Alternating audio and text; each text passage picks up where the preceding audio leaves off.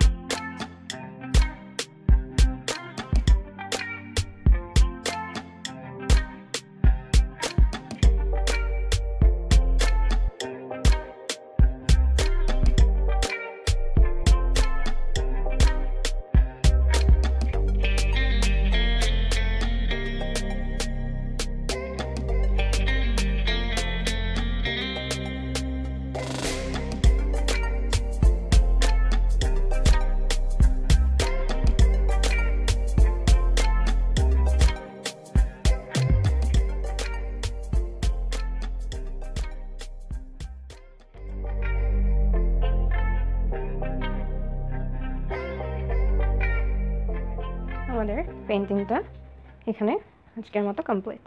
আমি ঠিক এভাবেই পুরো ওড়নাটাতে পেন্ট করব।